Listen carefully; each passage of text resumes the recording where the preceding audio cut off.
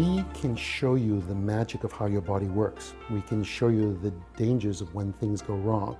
We can show you pathways back to health. The next thing is allowing you to take these kinds of things and have personalized programs.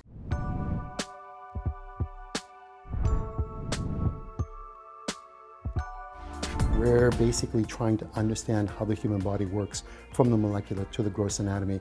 And now we have all of these tools, but no one's life has ever been changed by a pie chart, as they say. You must make that data become someone that you respect or admire or love.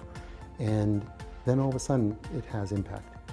For example, we just scanned the highest resolution neurons ever acquired. The ability to actually see corticosteroids from chronic stress, depression as well, just basically erodes what they call the smaller dendritic ends, showing you that this just basically melts your brain. You can see this is normal and robust and beautiful, and this one looks like it's in an ashtray. And that kind of visualization process, when you say this kind of behavior, this kind of smoking, this kind of stress, this kind of activity. For example, we're doing a very big thing on exercise.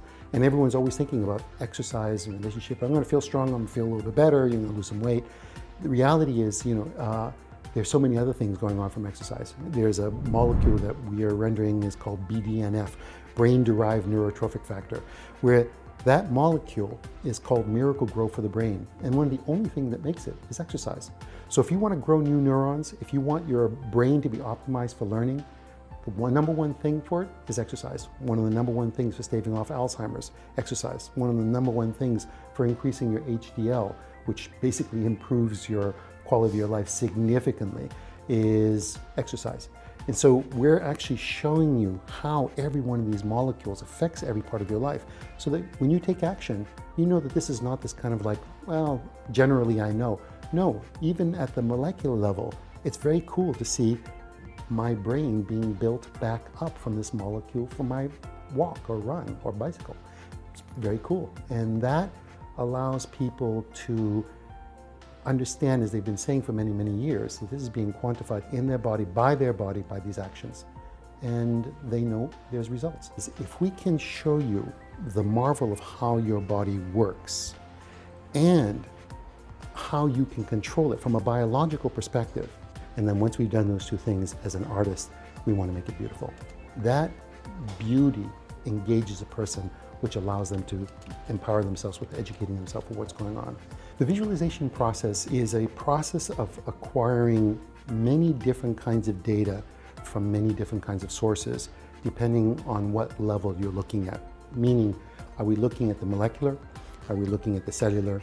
Are we looking at tissue or organ level? Are we looking at systems level? Are we looking at the whole body? What happens is that we get all of this kind of information in and we compile it, and what we do is we write algorithms as pieces of my tissue here have a certain kind of consistency. The tendons and the muscles underneath will have a certain kind of consistency. Sometimes what happens when a pathology gets in there, it's not consistent with those others. And the computer is trained to find those in our algorithms. And that's where we can actually say, oop, you've got a problem here. Then we can actually say, are we going to do surgery? Are we going to do radiation? Are we going to do chemo, depending on what kind of category it's in? Are we going to do angioplasty? Any one of the kinds of treatments is basically being able to use this kind of imaging to figure out how bad or how well you are.